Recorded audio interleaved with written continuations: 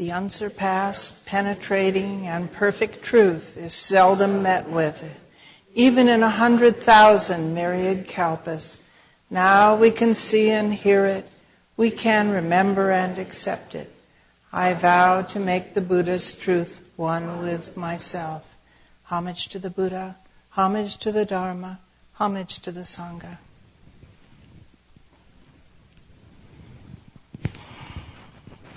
We got the perfect day today, didn't we?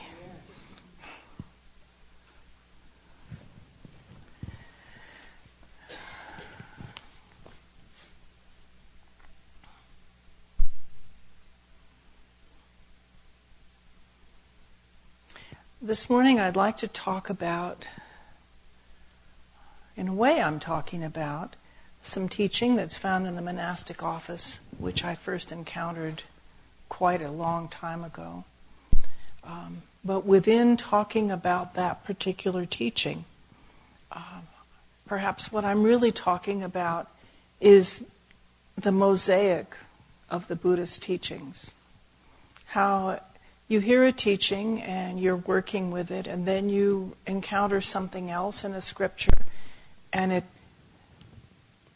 helps move you and see a different side of the teaching. And over the years, over the months, over the years, your understanding of something grows and grows and grows. Now, I'm going to start by reading something from the monastic office. This, you may be familiar with this because we use it for some of the ceremonies here. Basically, it contains ceremonial that we do here, adapted from the Soto Zen Church in Japan. And the piece that I'm going to read is in the introduction that's read when we do our renewal of vows ceremony twice each month. The book was published in the early 90s, which was, I was a layperson then. I hadn't been training very long. And so you can imagine me reading this with not very much Buddhist practice or exposure to teaching under my belt. I'd probably been coming up here for perhaps 3-4 years, something like that. And ever since I read this piece of teaching, we hear it every 2 weeks. And even if I'm in a daze and I'm not really paying attention, the minute you get to this, my ear catches it. A reverent heart is difficult to beget. A good heart is difficult to give rise to. This is why the scripture says, "Do not treat small defilements lightly or regard them to be harmless. Even though drops of water are minute, they gradually fill a large container. It takes but a moment to produce a defilement whose calamities will fall down upon you incessantly. Once you have lost your human body, you may not regain one for 10,000 kalpas. A robust physique does not last, for it is as a runaway horse. Human life is impermanent. It flows away as does water down a mountain. Although you exist today, tomorrow is hard to guarantee. Each of you in this assembly must be wholehearted in your devotion to diligent training. Be careful not to give in to laziness, negligence, idleness, drowsiness, or thoughts of self-indulgence. At night, as you concentrate your mind, keep the 3 treasures in your thoughts. Do not beget deep regrets in later generations because of fatigue brought on by your vacuity, errors, and vanity. Each of you here assembled, be wholehearted in your endeavors to live according to these precepts.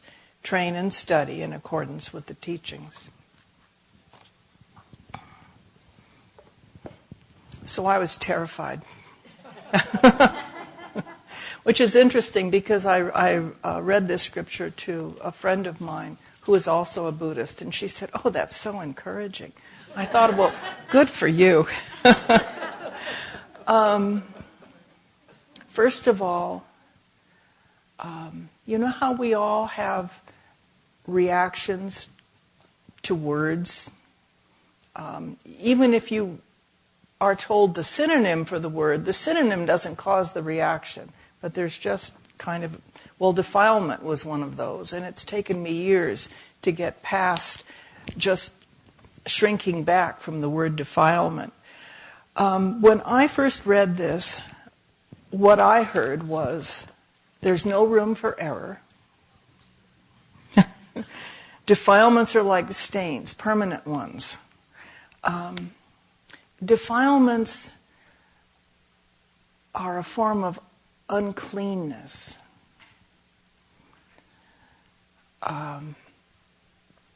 In the description of the vigilance and all of that, I got an impression that somehow in Buddhist training one had to be somewhat like a Coldstream guard. The Coldstream guards, they guard the palace and somewhere. The queen. It's the queen's, and they're the ones with the tall hats that just stand and they don't even move their eyes. And I had this vigilance conveyed to me, stiffness, all of that sort of something that if a defilement came, it couldn't knock you over. And then when I got to the part of describing how the sorts of things one should guard against, laziness, drowsiness, self-indulgence, well, it was sort of like someone was painting a picture of me. Because so anyway, and I'm telling you this, please don't think that I still retain these initial impressions, but I think this happens to all of us. We can read a teaching and not see the kindness in that teaching. It can just appear threatening somehow. So, time passes by, and I notice that we tend to chant the litany of the great compassionate one a great deal. And I thought, surely this can be no error, And what really got me was there were the defilements again. She's called the defilement-free one. And I'm going to read it. It sounds different when you read it and when you chant it somehow. Not all of it, but just part of it here. His life is the completion of meaning. It is pure. It is that which makes all beings victorious and cleanses the path of all existence. Now that's an interesting line because in a way that's saying exactly the same thing that this was saying, but in words that I could hear. Om, O thou seer, world transcending one. O hail to the great Bodhisattva. All is defilement, defilement, earth, earth. Do the work within my heart. Here's the person, us, saying, yes, this is how it is. Help me. Help me. O great victor, I hold on. To Indra, the creator, I cry. Move my defilement-free one. Come, here, a joy springs up in me. Speak, give me direction. Awakened, I have awakened. And in those few short lines, we hear someone moving from being overcome by the world full of defilements to a pure, enlightened, awakened state. It takes time, and that's why we chant it every day, I'm betting.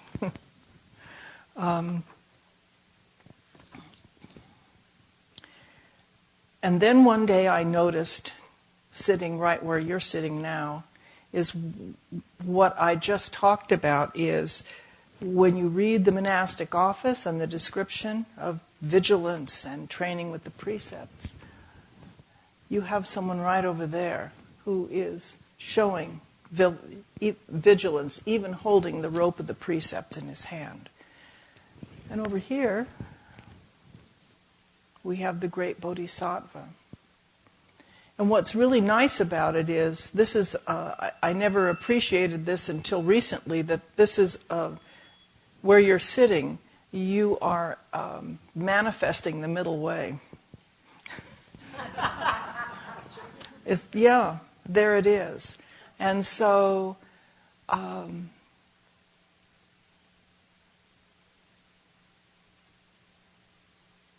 we can approach the teaching of the defilements, which we'll get on to later, either through the vigilant attitude of a Chalanatha, protecting us, and Avalokiteshvara, soothing us, pouring the sweet water of compassion over us when we're overcome. And you can never get too far in one direction, because there's the other one right there.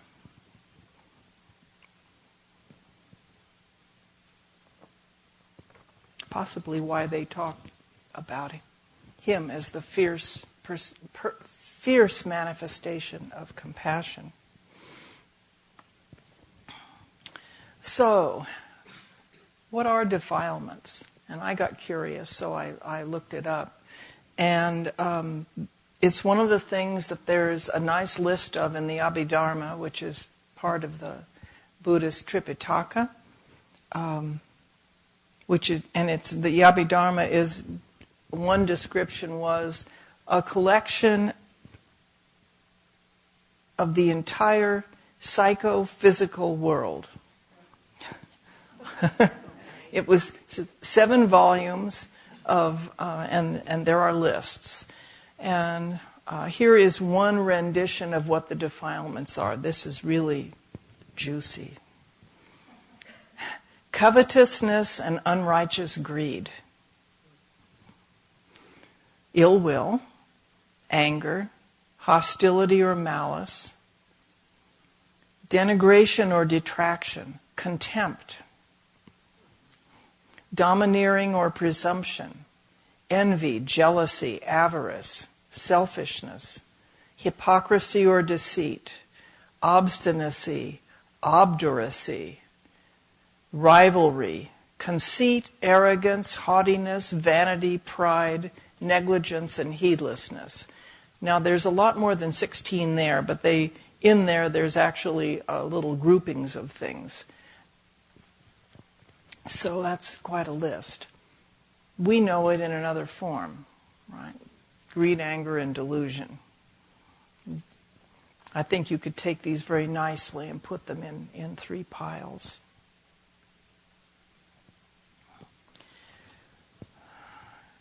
So where do they come from? These defilements that are going to rain down upon us incessantly. To understand that, we have to take a little side trip through another part of the Buddha's teachings, the teaching of karma and the teaching of dependent origination. Karma is something that is the result of action of body, speech, or mind.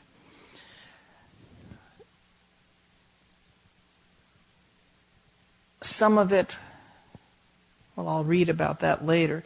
Actually, let me do this now. This is a nice statement of it. This is Mu Soeng, The Heart of the Universe. It's actually a commentary on the Heart Sutra. Hindrances or defilements are filters that individuals accrue as a result of conditioning during development from infancy to childhood to adolescence to adulthood. The Buddha's teaching is that behind all the accumulated filters, the mind remains essentially untainted. The metaphor here is a mirror. A dirty mirror, when clean, shines. In the same way, when all the conditioning filters have been removed by trust in wisdom, in emptiness, the mind recovers its original joyfulness and hindrances and fears have no place to take hold. So filters are, for me, a very useful way of looking at it.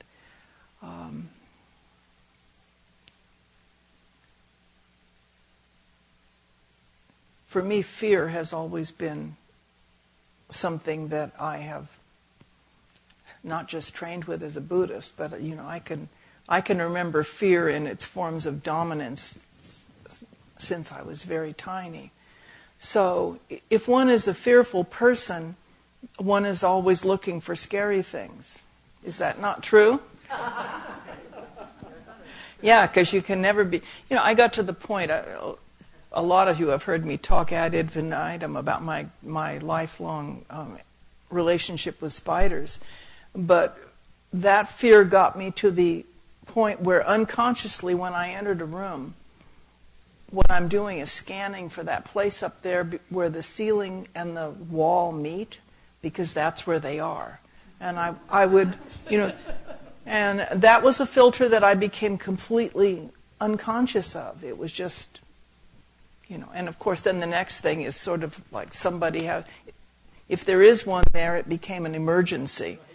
And I remember one time I sat down at the Berkeley Priory when I was going there, and I sat down on my cushion and there was a drape hanging down and there was a big spider on it.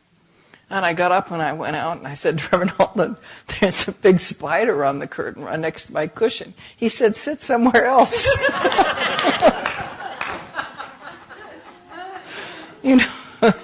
I was hoping to be rescued, Where am I here?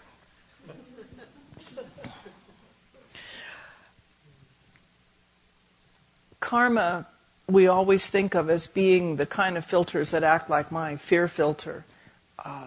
But in fact, the karma that we don't talk about so much is the karma that the filter that is there where one looks at everything in this world and sees it as being full of possibilities and beauty and so forth. That's another kind of filter. And if you've met people who live like that, it's really noticeable. It's quite contagious. People feel quite drawn to them.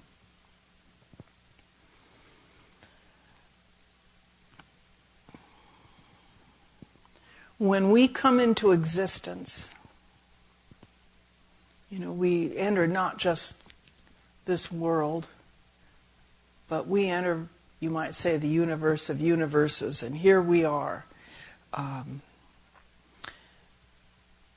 We're born in an immeasurable, swirling mass of conditions. Is that not so? Most of them have little impact that we know of on our life, but I forget what it is that happens when there are sunspots, but it affects things here on Earth, and it's happening millions of miles away. But most of the time we're completely unaware of conditions that exist beyond our own circumstance. And as the conditions arise, we react to them. We're drawn to them. We're not drawn to them. We're repelled by them, or they're completely neutral to us. But each time we encounter conditions, we're being shaped and formed. Someone said, we spend our life creating ourselves. Like creating being a grown adult terrified of spiders, not a 4-year-old. And the Buddha taught that because this arises, this arises. This passes away, it can cause other things. We are constantly being influenced by everything and everybody and everyone and around us.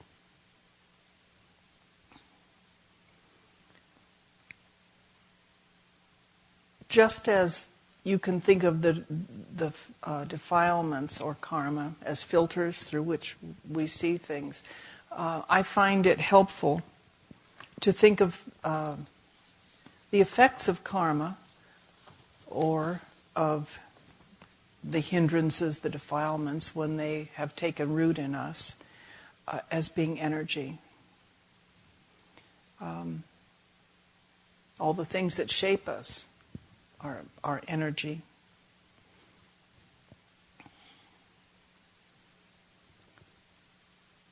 Recently I've been doing a lot of reading commentaries on the Scripture of Great Wisdom, the Heart Sutra, because the Chico Meditation Group has been studying that for the past couple of months. And it was a nice return to the teachings on emptiness. The fact that although we're constantly being created, there's nothing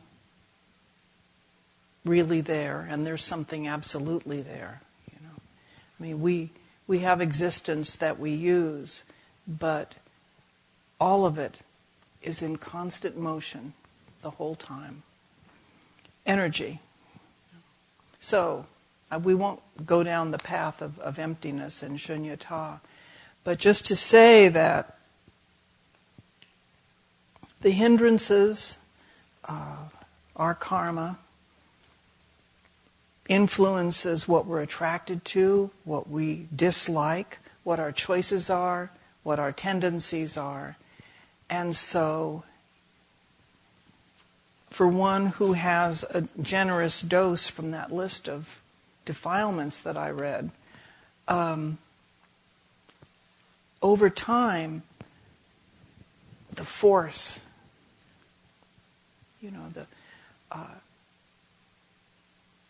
to be contemptuous is something that grows. I doubt that a 4-year-old, at that point, can even express anything resembling contempt. But seeds are being sown, and by the time, you're 67 years old, it can be quite a powerful force through which to view everything around us.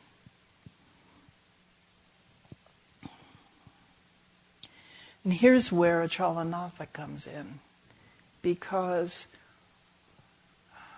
once either we become aware ourselves or a good spiritual friend points out to us something, a reaction for a lot of us is, I didn't know I did that, I didn't know I was like that.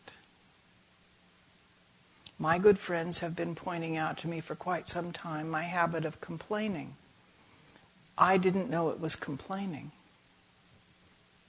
Because in my mind, I was simply observing. Through what, you might ask, it's like...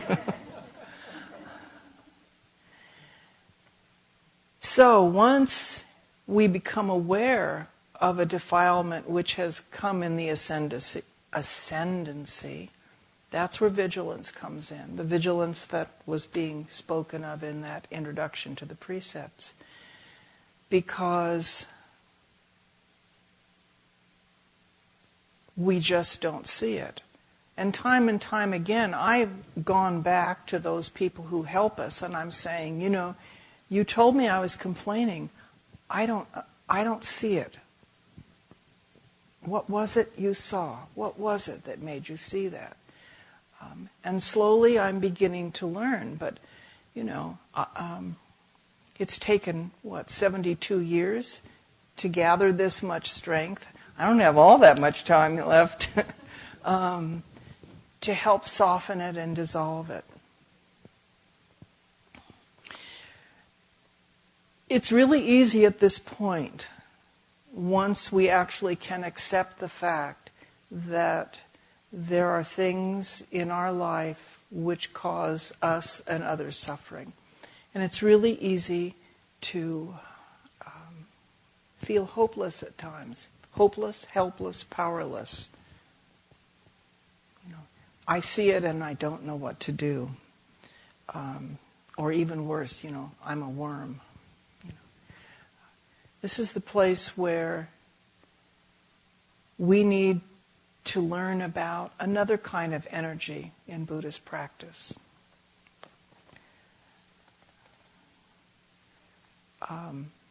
We've all heard about the awakening of bodhicitta, the mind that seeks the way.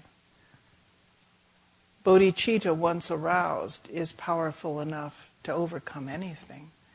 And it can take various forms or flavors, I guess you would say, in our life. Vigor is one of them. Vigor is one of the paramitas, those things that help us cross to the other shore, to have vigor. I think Reverend Master Mayon has talked about this on a number of occasions. Vigor is a wonderful attribute. And actually, I've learned for myself, I never saw myself as a particularly vigorous person, but you can be sitting in your chair and be vigorous. Reverend Master Jiyu, I'm told, would sit there, and she couldn't move barely, but she was not apathetic, helpless, or anything else from I did not know her that way. I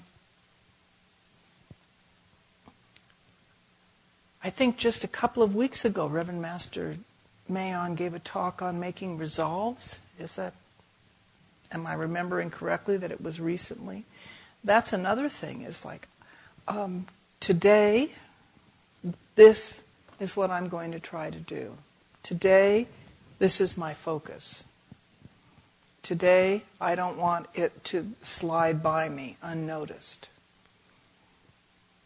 That has as much power as the power of any defilement.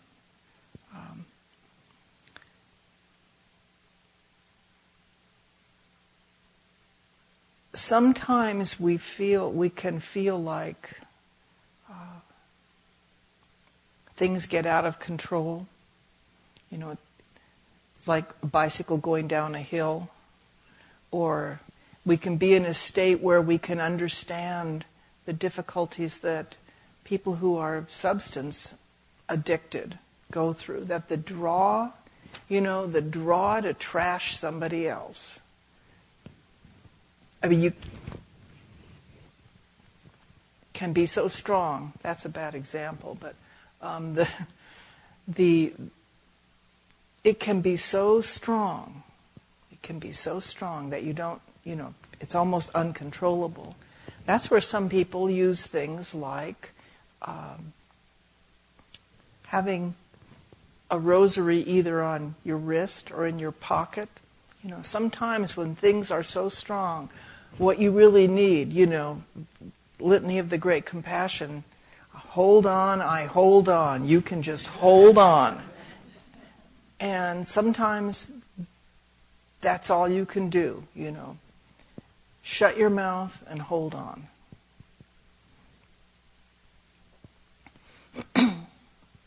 As we start to work on something,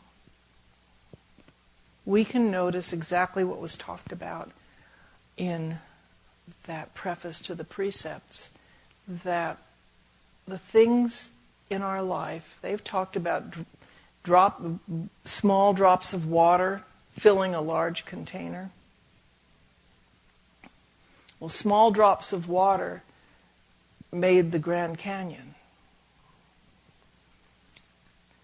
And small drops of water in our practice can wear away any defilement that someone wants to toss out.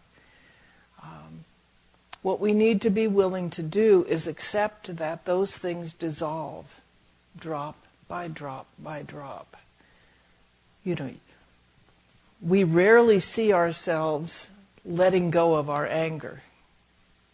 What we do see is that an occasion arises that normally would have sent us into a tizzy, and it was like nothing. You say, whoa, where did that go? So we have to have the faith that, in fact, the forces that you might say that brought us to a certain point It all happened very slowly. A few times in a lifetime there's an event or something which is big enough that it wreaks, I can't say the word. It creates change immediately and very noticeably. And that can be, in any direction, but those experiences are few and far between. What we're working with, something that is soft. It's like the, what is it?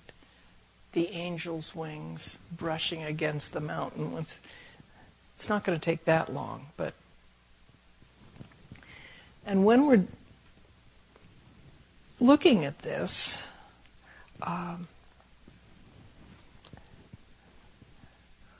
one thing that we always have to keep in mind is that the temptation, Avalokiteshvara and Achalanatha are not opposites. And our mind really likes opposites. And so as we're working on things softly and gently and dissolving them, it isn't as though we were bad and we're going to be good. All we're doing is weakening one kind of energy that pushes us in directions which are unwholesome. And we're creating another kind of energy that moves us towards seeing the fact that it's almost impossible to see the fact of our interconnectedness with one another when I'm good and everything else is bad, or vice versa. Yeah.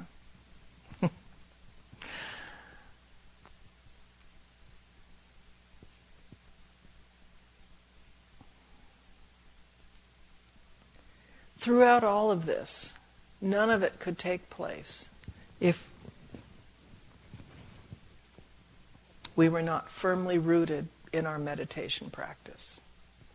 Because quite often when we're in the thick of things, it's very difficult to see clearly. And our meditation practice is that place. It's where we can actually see things clearly, if we're willing. More important than, not just as important, is it's a place where we can more clearly see what needs to be done. It's the place where, when we sit quietly, we realize that things that we said to someone probably weren't the best way to speak to another person. We can see not that I'm bad, but that there's something I can do here to soften what happened between us. It's the place where we can see the teaching on ceasing from evil and doing good. Evil being that which causes suffering, of course. Evil. We always have a choice. We can grip tighter, or we can start to do this. And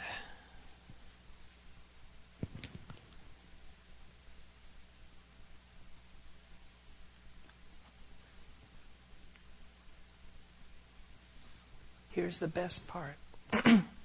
The basic teaching of the Buddha is that the mind is originally uncontaminated. There is no concept of original sin in Buddhism. Defilements accrue to the mind, but they do not adhere. This is the basis of Buddha's teaching of nirvana, of liberation, of awakening, all of which are a recovery of what was already there, rather than an acquiring of something new. So if we do this work, what it means is that drop by drop, minute by minute, we're returning home. Thank you.